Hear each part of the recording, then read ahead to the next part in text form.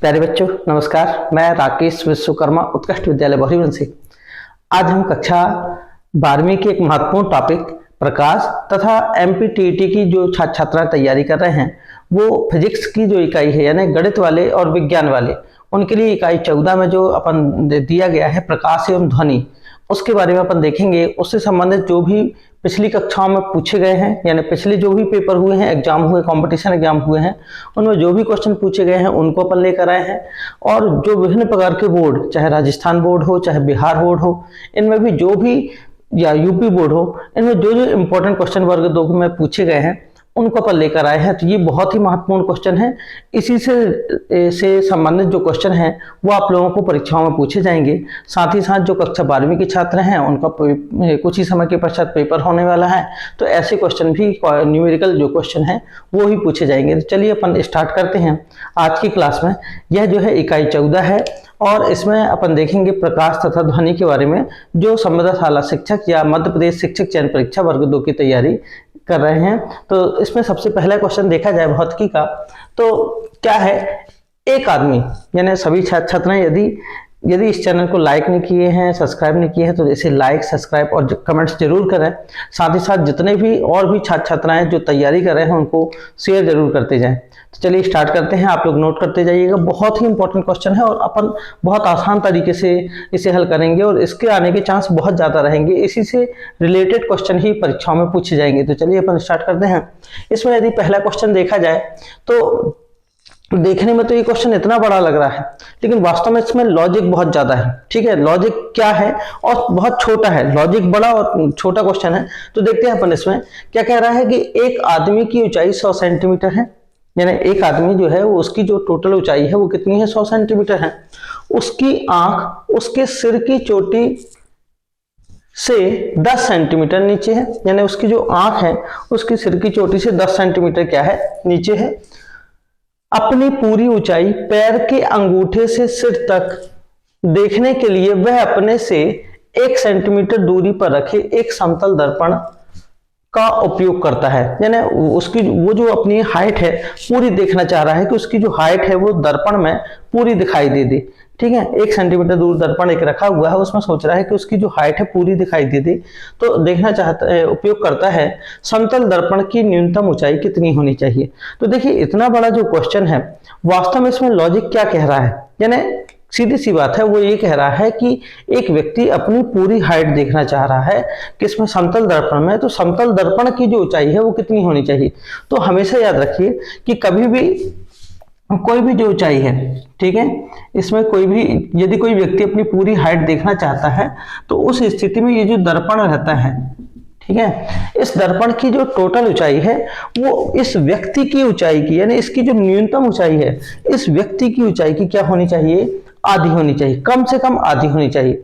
यानी स्वाभाविक है, ये यदि कितना है, 100 सेंटीमीटर का है, ये यदि कितना है, 100 सेंटीमीटर का है, तो इसकी 180 सेंटीमीटर का है, सॉरी ये 100 सेंटीमीटर है, तो इसकी जो हाइट है वो कितनी होनी चाहिए, 50 होनी चाहिए। कितनी होनी चाहिए, 50, सॉरी इसमें ये 180 होगा।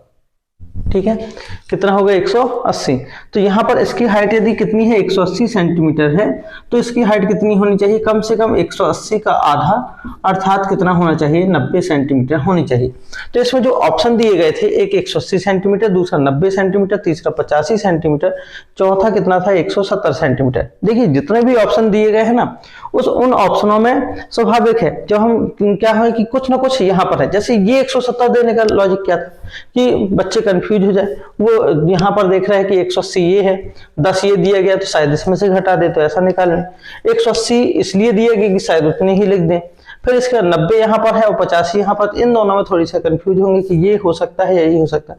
तो ध्यान रखिए कभी भी जो ऑप्शन दिए जाते हैं ना, उन्हीं से उस क्वेश्चन से रिलेटेड ही दे दिए जाते हैं कि क्वेश्चन जब बच्चे उसमें से जब यदि देख रहे, ढूंढ रहे हैं ऑप्शन, तो उस क्वेश्चन को ध्यान से पढ़ें और कुछ ना कुछ उसमें गलतियां कर दें।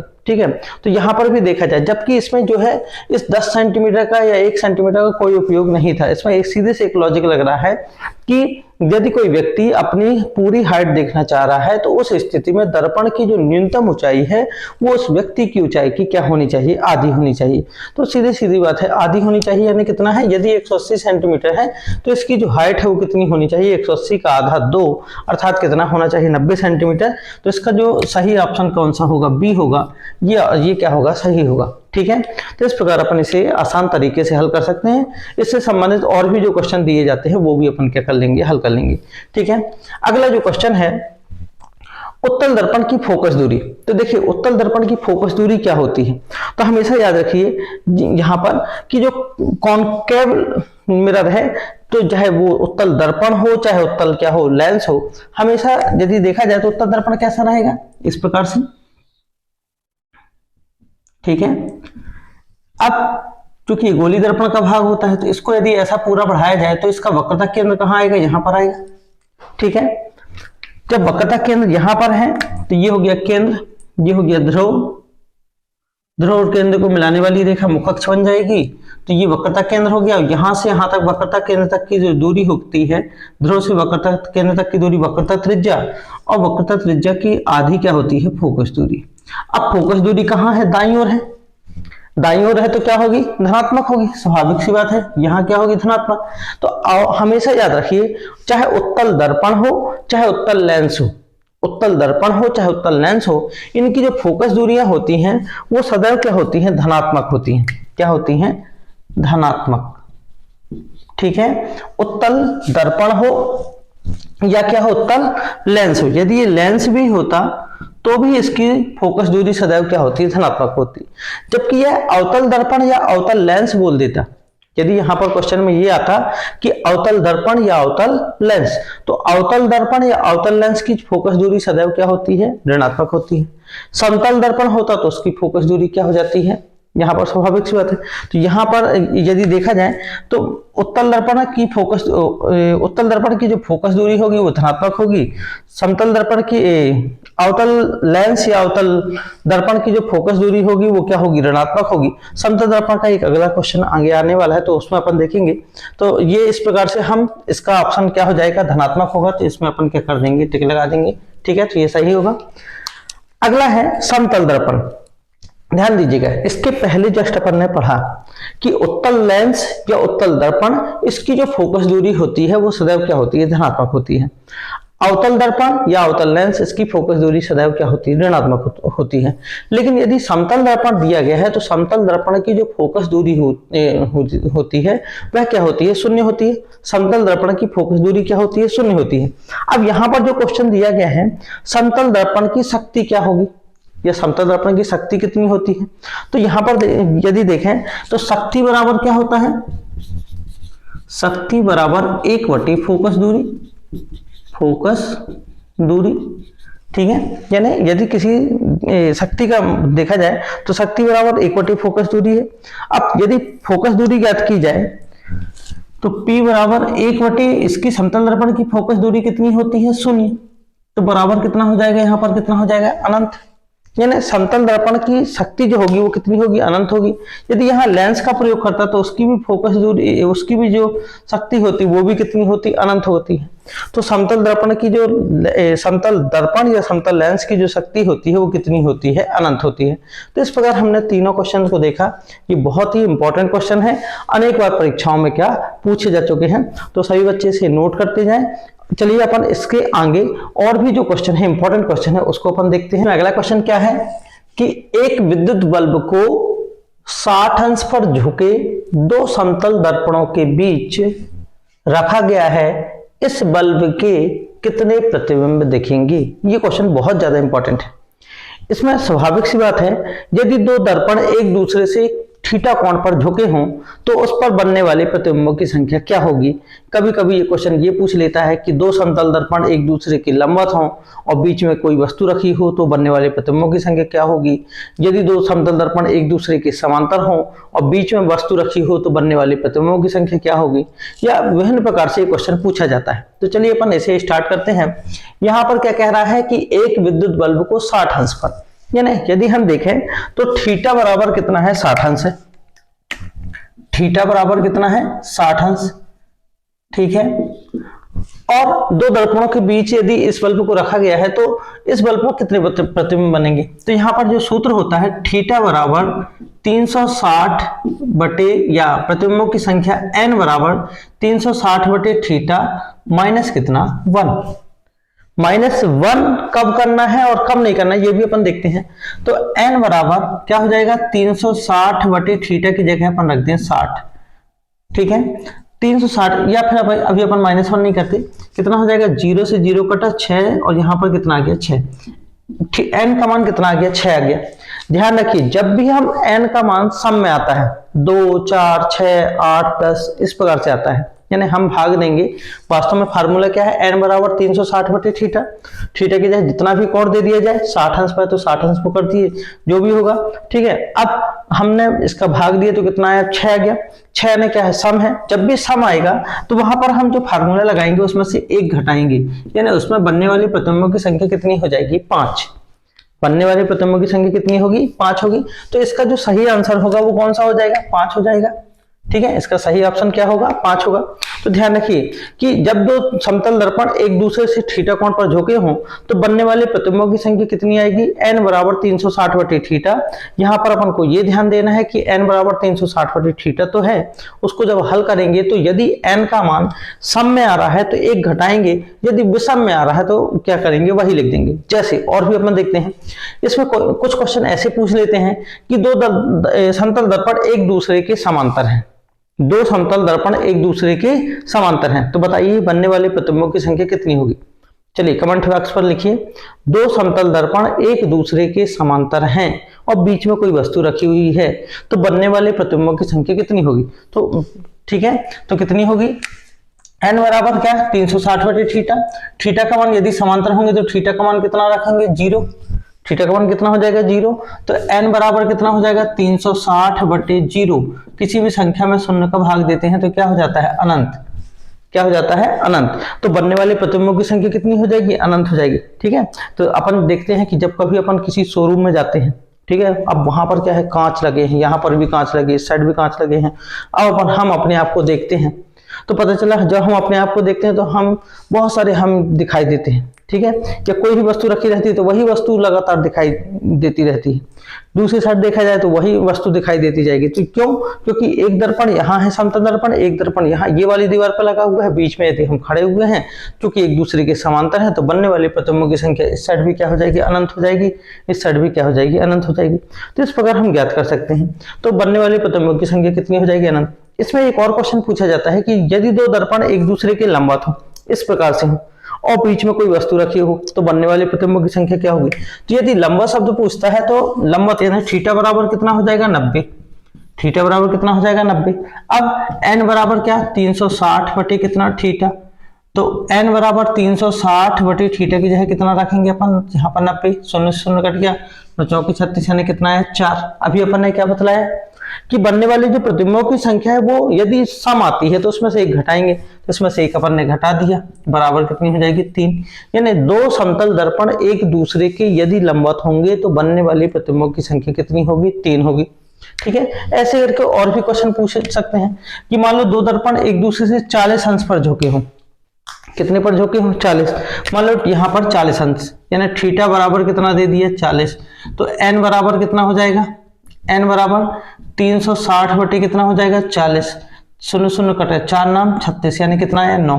ध्यान दीजिए अभी सम आ रहा था, यहाँ पर भी सम आया 6 में से 1 घटा दिए, यहाँ पर भी सम आया 1 आपने घटा दिए, लेकिन यहाँ पर थीटा बराबर यहाँ n का मान कितना आ रहा विषम, जब भी हम विषम आएगा तो इसमें से 1 अब नहीं घटाएंगे तो इसमें बनने वाले प्रतिबिंबों की संख्या कितनी हो जाएगी 9, कितनी हो जाएगी 9। तो इस प्रकार से अनेक क्वेश्चन, देखिए बहुत इंपॉर्टेंट था ये क्वेश्चन, इस क्वेश्चन से अनेक क्वेश्चन निकलते हैं, यानी ये भले एक क्वेश्चन था, इससे बहुत सारे क्वेश्चन बनते हैं और परीक्षाओं में विभिन्न प्रकार की प्रतियोगी परीक्षाओं में पूछे भी गए हैं, तो इसे अपन ध्यान से समझें। ये इसका एक फार्मूला हम याद रखें कि दो समतल दर्पण के बीच में यदि कोई वस्तु रखी है तो उस पर बनने वाले प्रतिबिंबों की संख्या का जो फार्मूला होगा वो कितना होगा, n बराबर 360/θ। n बराबर 360/θ। वहां पर हमको ये याद रखना है कि जब हम इसको हल करेंगे तो थीटा, यदि n का मान सम में आता है तो हमको एक घटा देना है, और यदि विषम में आता है तो वही उसका आंसर हो जाएगा। इसमें दो क्वेश्चन सबसे ज्यादा इंपॉर्टेंट कौन कौन से हैं कि यदि दो दर्पण एक दूसरे के समांतर हो, ये वाला, यदि दो दर्पण एक दूसरे के समांतर हों और बीच में कोई वस्तु रखी हो तो बनने वाले प्रतिबिंबों की संख्या कितनी होगी। तो समांतर का मतलब क्या कि उनके बीच बनने वाला कोण कितना हो जाएगा, 0, और किसी भी संख्या में 0 को भाग देंगे तो क्या हो जाएगा, अनंत। तो बनने वाले प्रतिबिंबों की संख्या क्या हो जाएगी, अनंत हो जाएगी। और दो दर्पण एक दूसरे के लंबवत हों तो बनने वाले प्रतिबिंबों की संख्या कितनी होगी। तो दो दर्पण एक दूसरे के लंबवत होते हैं, अर्थात थीटा बराबर कितना होगा, 90। और जब 90 होगा तो बनने वाले प्रतिबिंबों की संख्या हम क्या कर सकते हैं, इस प्रकार से ज्ञात कर सकते हैं कि 90, चूंकि सम आया, सम में से एक घटा देंगे, कितना हो जाएगा, 3। तो हम दैनिक जीवन में अनेक प्रकार के बहुत जगह पर देखते हैं। हम कभी बाल कटवाने जाते हैं तो देखते हैं कि सामने भी एक मिरर लगा हुआ है, पीछे भी लगा हुआ है, पीछे वाला थोड़ी सा झुका है, तो हम अपने देखते हैं कि अपने चेहरा कई बार दिखाई देता जाता है। तो वहां से भी अपन ज्ञात कर सकते हैं कि वो कितने अंश पर झुके हुए हैं तो कितनी बनने वाली प्रतिबिंबों की संख्या होगी। ठीक है, तो इस प्रकार से ये क्वेश्चन जो है सभी से बन जाएगा। चलिए अपन नेक्स्ट क्वेश्चन देखते हैं।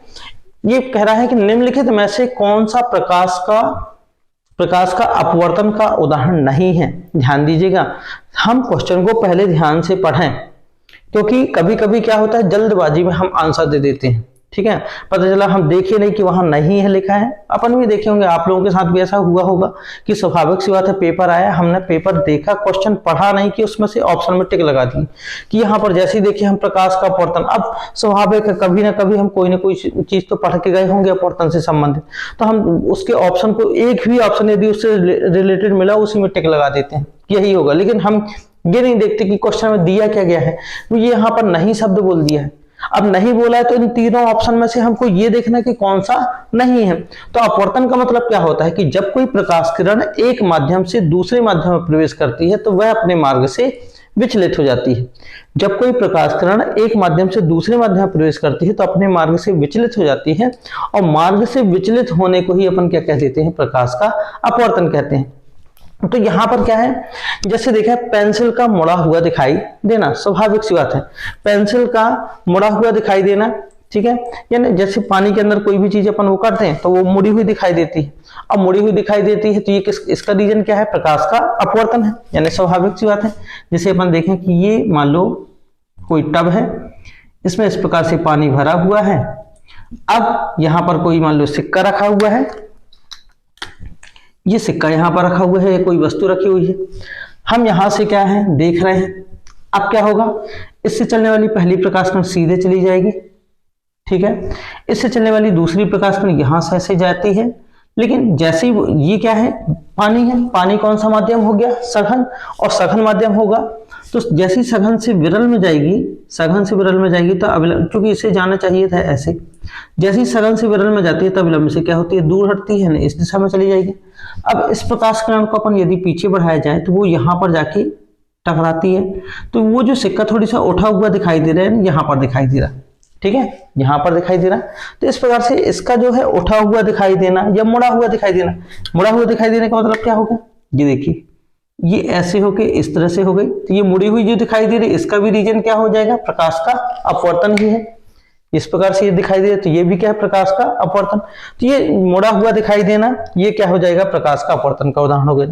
तारों का टिमटिमाना, तारों का टिमटिमाना, यानी यदि देखा जाए तो सूर्य का जो प्रकाश है उसकी जो चाल होती है 3 लाख किलोमीटर, 3 × 10⁸ कह सकते हैं, या 3 × 10⁸ मीटर कह सकते हैं, 8 मीटर प्रति सेकंड होती है।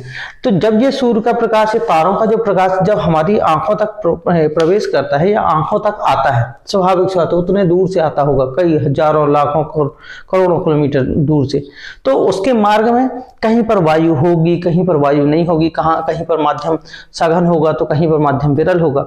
जब उतने दूर से प्रकाश आता है तो वो क्या होगा, जब सघन से विरल, विरल से सघन, सघन से विरल, तो वो लगातार अविलंब से दूर हटता है, कहीं पास आता है, दूर हटता है, कहीं पास आता है। इस प्रकार से आते आते वो हमारी आंखों तक पहुंचता है।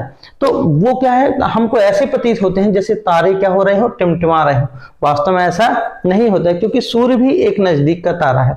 ये जो तारे हैं ये इनका स्वयं का जो प्रकाश है ये भी सूर्य के जैसे हैं। सूर्य पास में है तो अपन को इस प्रकार से चमकता हुआ दिखाई देता है, जबकि ये जो तारे हैं वो बहुत ज्यादा दूर होने के कारण अपन को ऐसे लग रहे हैं जैसे टिमटिमा रहे हो। वास्तव में टिमटिमाते नहीं है। ये क्या होते हैं, ये प्रकाश के अपवर्तन के कारण हमको, चूंकि प्रकाश का बार बार क्या होता है, अपवर्तन होता है, इसलिए अपन को टिमटिमाते हुए प्रतीत होते हैं। तो ये भी क्या हो जाएगा, प्रकाश का अपवर्तन के कारण होगा।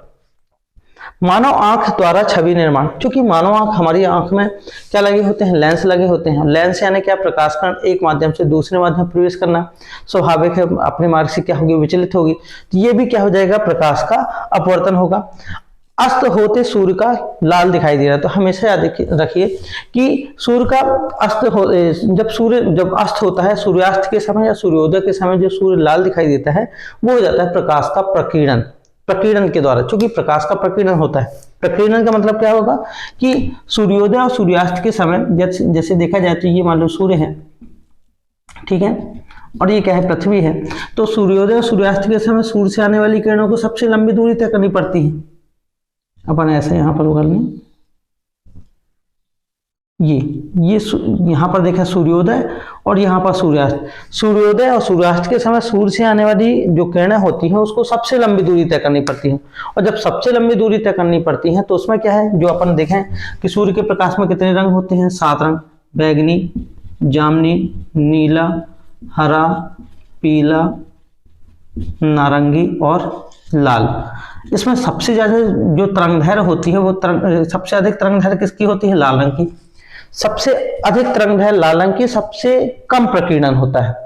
लाल रंग की तरंगदैर्घ्य सबसे अधिक होती है, प्रकीर्णन क्या होता है, कम। बैगनी रंग की तरंगदैर्घ्य सबसे कम होती है, लेकिन इसका जो प्रकीर्णन होता है वो ज्यादा होता है, फैलाव ज्यादा होता है। तो स्वाभाविक सी बात है, जब सबसे ज्यादा दूरी तय करनी पड़ेगी तो ये वाले रंग का प्रकीर्णन हो जाएगा, ये वाले रंग का प्रकीर्णन हो जाएगा। ये क्या होते हैं, धीरे धीरे करके ये क्या होते जाते हैं, फैलते जाते हैं। जबकि लाल रंग की तरंगदैर्घ्य सबसे अधिक होने के कारण वो फैलता नहीं है। तो सूर्योदय और सूर्यास्त के समय सूर्य से आने वाली किरणों को सबसे लंबी दूरी तय करनी पड़ती है। ये देखिए सबसे लंबी दूरी, तो सबसे लंबी दूरी तय करने के कारण इन बाकी रंगों का प्रकीर्णन तो हो जाता है, जबकि लाल रंग का प्रकीर्णन नहीं हो पाता। जब लाल रंग का प्रकीर्णन नहीं होगा तो सूर्य अपन को कैसा दिखाई देगा, लाल दिखाई देगा। सूर्योदय और सूर्यास्त के समय सूर्य लाल दिखाई देता है, वो यही रीजन है ना। बहुत सारे ऐसे और भी उदाहरण हो सकते हैं कि यही कारण है कि देखे होंगे अपन कि जो खतरे के जो सिग्नल है वो कैसे बनाए जाते हैं, लाल रंग के बनाए जाते हैं, है ना। खतरे के सिग्नल लाल रंग के बनाए जाते हैं क्योंकि वो दूर से अपन को स्पष्ट रूप में क्या हो जाए, दिखाई दे दे। तो उसका भी रीजन अपन यही लिखेंगे, प्रकाश का प्रकीर्णन।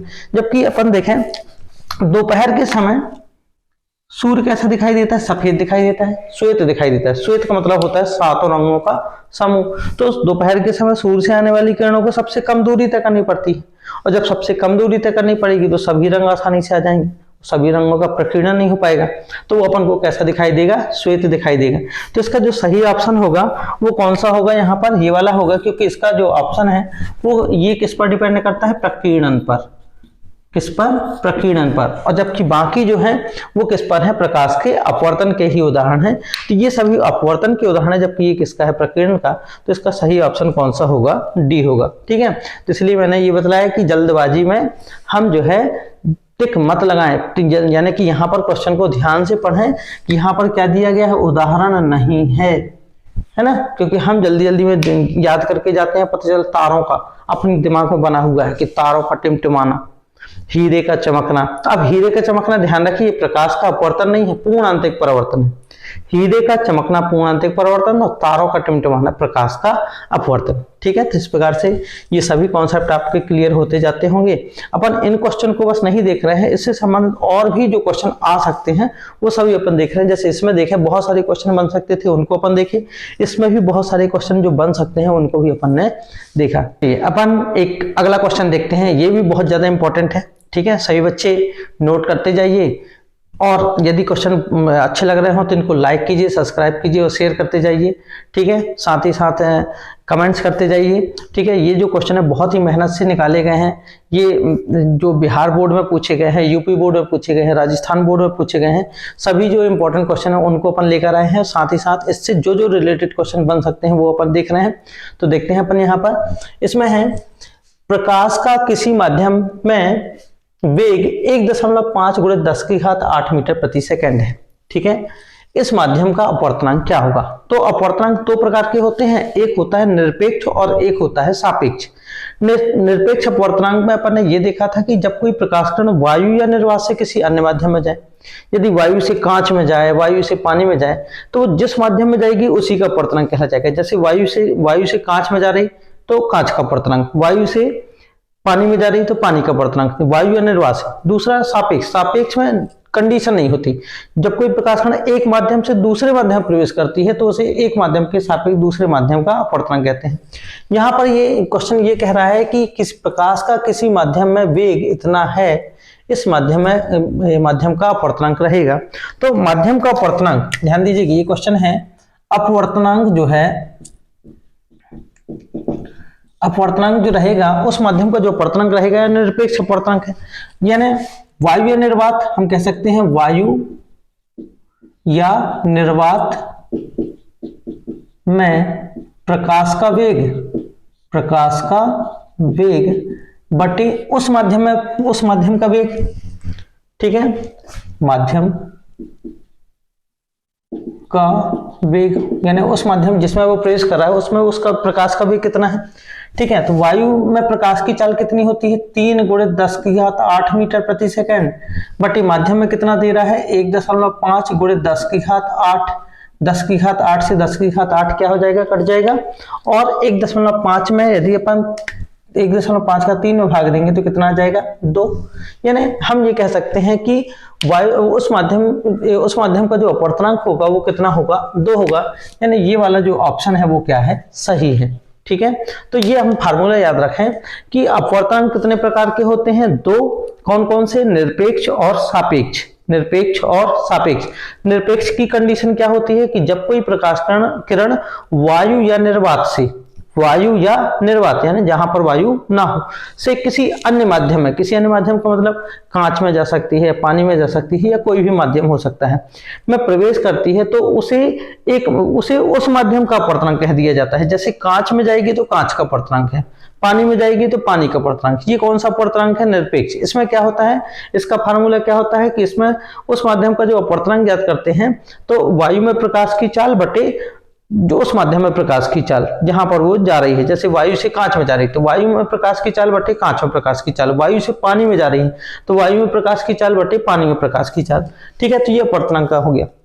जबकि सापेक्ष में ऐसा नहीं होता, उसे अपन यदि वो कांच से पानी में जा रही तो पानी का अपवर्तनांक अपन नहीं कह सकते। तो ये इस प्रकार से फार्मूला रहेगा कि अपवर्तनांक बराबर वायु या निर्वात में प्रकाश की चाल बटे उस माध्यम में प्रकाश की चाल। तो कितना हो जाएगा? वायु में प्रकाश की चाल कितनी होती है या निर्वात में प्रकाश की चाल?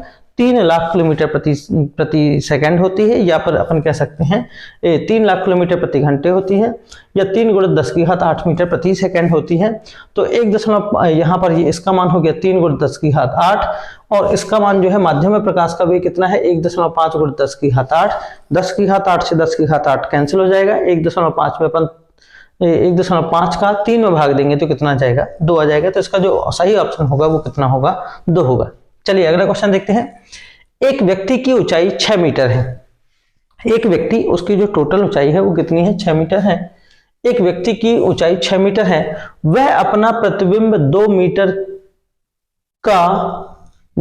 ऊंचाई का प्रेक्षित करता है, तब प्रयुक्त दर्पण होगा। देखिए ये लॉजिकली है, ऐसे क्वेश्चन लॉजिकली पूछे जाते हैं, है ना। इसमें हमको ये देखना रहता है कि उस व्यक्ति की ऊंचाई कितनी है, उसका प्रतिबिंब कितना है। स्वाभाविक सी बात है, उस व्यक्ति की ऊंचाई ज्यादा है, प्रतिबिंब क्या बन रहा है? छोटा बन रहा है। ठीक है, प्रतिबिंब यदि छोटा बन रहा है तो कौन सा दर्पण हो सकता है? तो ध्यान दें, हमारे पास जो 4 दर्पण दिए गए हैं, इसमें अवतल दर्पण, उत्तल दर्पण, समतल दर्पण, या चौथा जो ऑप्शन दिया गया है कोई नहीं। हम सभी में देखें, इसमें देखें तो इसमें जो प्रतिबिंब बनता है आभासी सीधा। इसमें भी उत्तल दर्पण में क्या बनता है? आभासी सीधा। इसमें भी आभासी सीधा। अब इसके बाद छुपा हुआ है इसका आंसर। अवतल दर्पण में जो प्रतिबिंब बनता है आभासी सीधा और वस्तु से बड़ा। वस्तु से बड़ा, वस्तु से बड़ा। इसमें बनता है आभासी सीधा और वस्तु से छोटा, वस्तु से छोटा। इसमें आभासी सीधा और वस्तु के बराबर, वस्तु के बराबर। ठीक है, स्वाभाविक सी बात है, ये तो सभी में है, 1 2 3। हम वस्तु की, इस व्यक्ति की ऊंचाई 6 मीटर, प्रतिबिंब उससे कम बोल रहा है। तो कम किस में है, छोटा किस में है, इसमें है। ये कौन सा दर्पण है, उत्तल। कौन सा दर्पण है, उत्तल। तो इसका जो सही ऑप्शन होगा वो कौन सा होगा, ये वाला हो जाएगा। ठीक है, तो देखिए कुछ क्वेश्चन ऐसे होते हैं जो लॉजिकली होते हैं। लॉजिकली का मतलब क्या होगा, आपको उसको लॉजिक लगाना रहता है। इसी में बोल देता कि एक व्यक्ति की ऊंचाई इतनी है, उसका प्रतिबिंब, अब 6 मीटर बहुत कहला जाता है, उस व्यक्ति की ऊंचाई 6 मीटर है ना, बहुत ज्यादा होगी। लेकिन लॉजिकली पूछ रहा है कि उस व्यक्ति की ऊंचाई, उसका जो प्रतिबिंब है 2 मीटर बोला। मान लो इसमें क्वेश्चन दे देता कि 6 मीटर है, उसका प्रतिबिंब जो है वो 12 मीटर बन रहा है या 7 मीटर बन रहा है। तो यदि बड़ा बना देता तो उसका सही ऑप्शन कौन सा हो जाता, अवतल। यदि उसी के बराबर बना देता तो उसका ऑप्शन कितना हो जाता, यहाँ पर अपन उसका जो ऑप्शन है वो कौन सा हो जाता, समतल, क्योंकि इसमें बराबर होता है। ठीक है, तो इस प्रकार से भी हम इन क्वेश्चनों को क्या कर सकते हैं, हल कर सकते हैं। चलिए अपन अगला क्वेश्चन देखते हैं, इसमें इंपॉर्टेंट है ये भी। निम्नलिखित में से कौन सा कथन पूर्ण आंतरिक परिवर्तन से संबंधित नहीं है। फिर से यहाँ पर अपन देखें, यहाँ पर पूछा गया नहीं है। ठीक है, तो अपन यहाँ पर जो ऑप्शन दिए गए हैं, पहला मरीचिका। मरीचिका का मतलब क्या है कि हम देखते हैं कि गर्मी के समय हम जब जा रहे होते हैं सड़क से, तो पता चला कि अपन को दूर देखते हैं तो अपन को वहां पर ऐसा लगता है जैसे पानी भरा हुआ हो, जबकि ऐसा क्या है, नहीं होता। तो ये क्या है, रेगिस्तान के मरीचिका बोला गया कि रेगिस्तान में जो दूर दूर तक कुछ नहीं होता, लेकिन ऐसा प्रतीत होता है जैसे पेड़ वगैरह लगे हुए हैं तो उसकी जो परछाई दिखाई देती है, तो ऐसा प्रतीत होता है जैसे वहां पर क्या है, पानी भरा हुआ हो, जबकि ऐसा वास्तव में नहीं होता। ये किसके कारण होता है, पूर्ण आंतरिक परावर्तन के कारण। तो ये क्या है, पूर्ण आंतरिक परावर्तन किससे संबंधित है, जबकि यहाँ पर नहीं पूछा गया है। दूसरा है प्रकाश तंतु। प्रकाश तंतु का मतलब क्या होता है कि प्रकाशिक जो तंतु होती है, पूर्ण आंतरिक परावर्तन पर आधारित एक युक्ति होती है, जिसकी सहायता से प्रकाश कण को हम क्या करते हैं कि टेढ़े मेढ़े मार्ग से क्या करते हैं, एक स्थान से दूसरे स्थान तक ले जा सकते हैं। तो ये भी क्या है, प्रकाशिक तंतु पूर्ण आंतरिक परावर्तन पर आधारित है। ये भी क्या है, ऑप्शन में नहीं होगा। हीरे का चमकना, हीरे के चमकना का मूल कारण क्या होता है, पूर्ण आंतरिक परावर्तन ही होता है, क्योंकि जब कोई प्रकाश कण हीरे के अंदर प्रवेश कर जाती है तो उसके आपतन कोण का मान क्रांतिक कोण के मान से अधिक होने के कारण वो बाहर नहीं निकल पाती और वही टकराती रहती है, जिसके कारण वो अपन को चमकता हुआ प्रतीत होता है। तो वहां पर भी इसका भी क्या होगा, कारण क्या होगा, पूर्ण आंतरिक परावर्तन ही होगा। प्रकाश का वर्ण विक्षेपण, वर्ण विक्षेपण का मतलब कि क्या है कि जब कोई प्रकाश कण किसी प्रिज्म से होकर गुजरती है तो वह अपने क्या हो जाती है, अपने अवयवी रंगों में क्या हो जाती है, विभक्त हो जाती है। और विभक्त होती है किसके कारण है, विचलन के कारण। किसके कारण होती है, विचलन। तो इसका जो ऑप्शन है वो क्या है, विचलन है। इसका ऑप्शन क्या है, विचलन, जबकि सभी के क्या थे, पूर्ण आंतरिक परावर्तन। तो इसका जो सही आंसर होगा वो कौन सा होगा, प्रकाश का वर्ण विक्षेपण, क्योंकि यहां पर पूछ रहा है कि निम्नलिखित में से कौन सा कथन पूर्ण आंतरिक परावर्तन से संबंधित नहीं है। तो इसका सही ऑप्शन कौन सा होगा, प्रकाश का वर्ण विक्षेपण होगा। ठीक है, चलिए अगला है, अवतल दर्पण का उपयोग निम्नलिखित में से किसके लिए नहीं किया जाता। फिर से यहाँ पर नहीं किया जाता।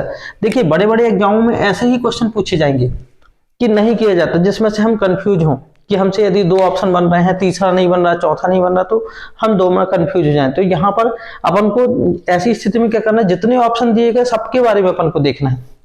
तो सबसे पहले अवतल दर्पण के बारे में देखें। अवतल दर्पण के द्वारा जो बना प्रतिबिंब होता है आभासी सीध और वस्तु से बड़ा होता है।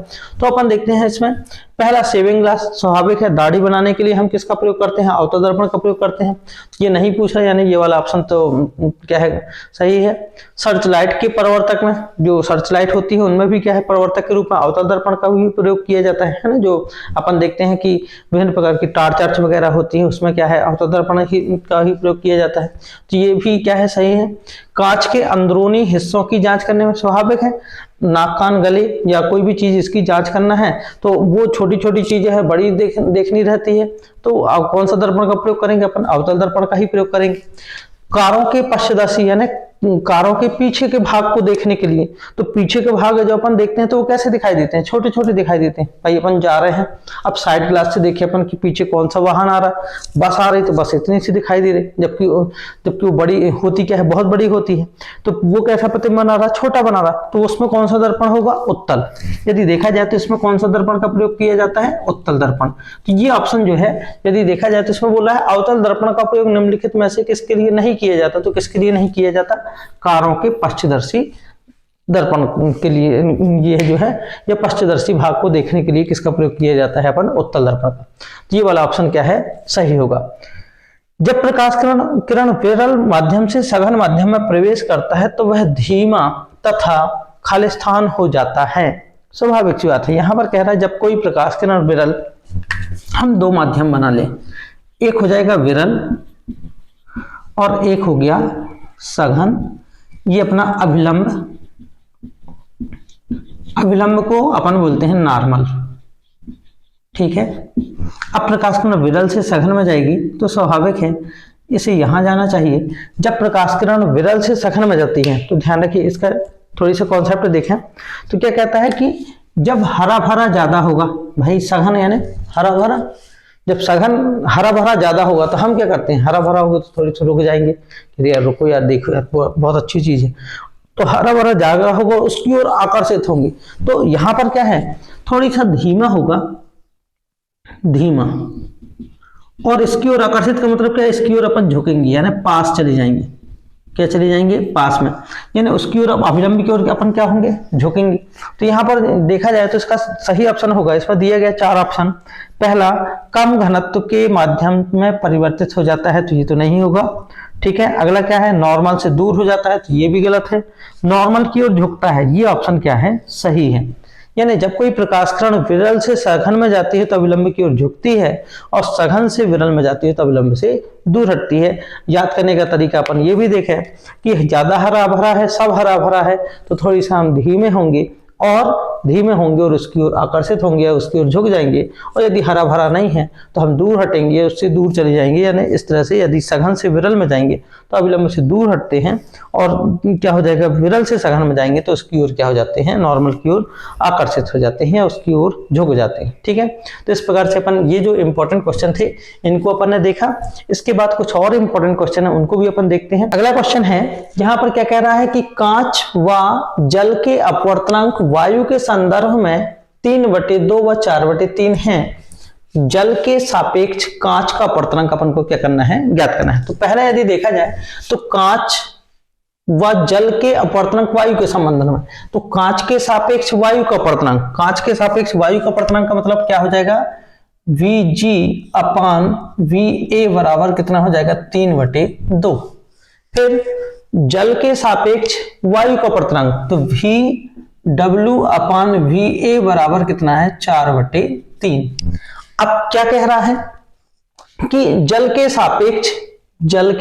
सापेक्ष कांच का अपवर्तनांक, तो जल कितना हो जाएगा, VW/Va गुणित, अपन इसको उल्टा कर दें, कितना हो जाएगा, Va/, कितना हो जाएगा, Vg, तो ये कितना हो जाएगा, 4/3, और ये उल्टा हो जाएगा तो 3/2 की जगह कितना हो जाएगा, 2/3, ये से ये कटेगा तो VW/ कितना, Vg, तो जल के सापेक्ष कांच का अपवर्तनांक बराबर 4 दूनी 8 कितना हो जाएगा, 9। तो इसका जो सही ऑप्शन होगा वो कितना हो जाएगा, 8/9 होगा, ठीक है। तो यहाँ पर हमको ये ध्यान देना है कि जैसे कांच के सापेक्ष वायु कह रहा है, तो कांच के सापेक्ष वायु का अपवर्तनांक यानी कांच में प्रकाश की चाल बटे वायु में प्रकाश की चाल। फिर इसके पश्चात जल के सापेक्ष वायु का अपवर्तनांक, तो जल में प्रकाश की चाल बटे वायु में प्रकाश की चाल कितनी हो जाएगी, 4/3, ये आ गया। अब हमको ये देखना है कि क्या ज्ञात करना है। जैसे ये कह रहा है कि जल के सापेक्ष कांच का, तो जल कहाँ होना चाहिए, ऊपर, और कांच कहाँ होना चाहिए, नीचे। तो चूंकि स्वाभाविक है ये तो ठीक है कि VW/Va, ये तो सही है। अब यहाँ पर अपन को इसको बटे में लाना, तो हम इसको व्युत्क्रम कर देते हैं प्रकाश की उत्क्रमणीयता का सिद्धांत लगाकर।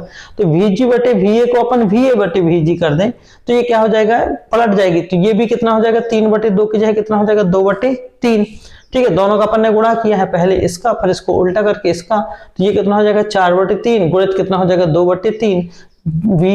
ए से वी ए कटेगा तो वी डब्ल्यू बटे वी जी बचा, यहाँ कितना हो जाएगा 4 दूनी 8 बटे कितना हो जाएगा 9। तो ये अपना क्या हो जाएगा सही आंसर होगा। ठीक है, थोड़ी सा यहाँ पर ये देखा जाए कि अपवर्तनांक से संबंधित और भी बहुत सारे क्वेश्चन पूछे जाते हैं। जैसे वायु में अपवर्तनांक कितना होता है, तो 1.000 कितना 3। निर्वात का अपवर्तनांक कितना होता है 1। कांच का अपवर्तनांक कितना होता है 1.5। पानी का अपवर्तनांक कितना होता है 4/3 या 1.33। हीरे का अपवर्तनांक कितना होता है 2.42। ये मोस्ट इंपॉर्टेंट क्वेश्चन है।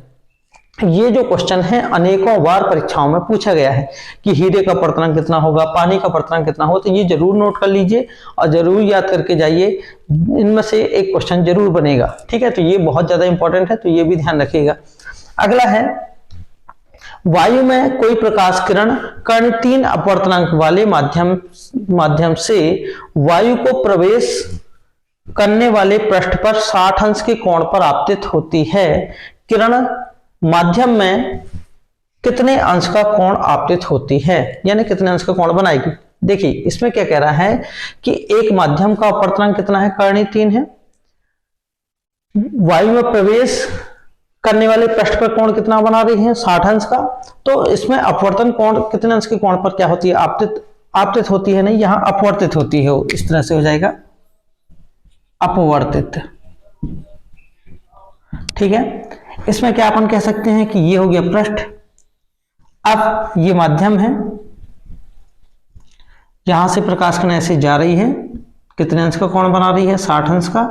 और यहां जब जाएगी तो ये स्वाभाविक है अभिलंबिक से, चूंकि ये यदि विरल है और ये यदि सघन है तो अभिलंबिक की ओर झुकेगी, तो ये अपवर्तन कोण हो जाएगा। ये अपन को क्या करना है ज्ञात करना है। तो सूत्र क्या होता है म्यू बराबर साइन आई अपान कितना साइन आर। म्यू का मान कितना है कर्णी 3 बराबर साइन आई की जगह कितना रखेंगे अपन 60 अंश बटे साइन आर अपन को क्या करना है ज्ञात करना है। ठीक है, कितना हो जाएगा कर्णी 3 बराबर साइन 60 का मान कितना होता है कर्णी 3/2 बटे कितना हो जाएगा साइन कितना आर। साइन आर को अपन यहां ले जाएंगे तो साइन आर बराबर कर्णी 3/2 और ये बटे कर्णी 3 आ जाएगा तो कितना हो जाएगा गुणित कर्णी 3। कर्णी 3 से कर्णी 3 क्या हो गया कट गया। साइन कितना हो जाएगा आर बराबर कितना हो जाएगा 1/2। अब साइन में 1/2 कितने का मान होता है साइन आर बराबर साइन 30 का जो मान होता है वो कितना होता है 1/2। तो आर बराबर कितना हो जाएगा 30 अंश। आर बराबर कितना होगा 30। ये इसका सही आंसर हो जाएगा। ठीक है, तो इस प्रकार से ये जो क्वेश्चन है, इस प्रकार से भी क्वेश्चन जो पूछे जाते हैं वो भी अपन हल कर सकते हैं। तो अपन ने देखा कि प्रकाश के अपवर्तन से संबंधित जितने भी क्वेश्चन थे वो अपन ने हल कर लिए। इसके बाद अपन देखेंगे कि इसके बाद अपन जो है प्रकाश में दर्पण सूत्र या फोकस दूरी से संबंधित अपन और भी क्वेश्चन देखेंगे। तो सभी बच्चे इस चैनल को लाइक करें, सब्सक्राइब करें, शेयर करें और नोट करते जाएं। हमारी ये जो क्लास है कंटिन्यू रहेगी। ठीक है, तो चलिए अपन नेक्स्ट क्लास में फिर मिलते हैं। धन्यवाद। जय हिंद, जय भारत।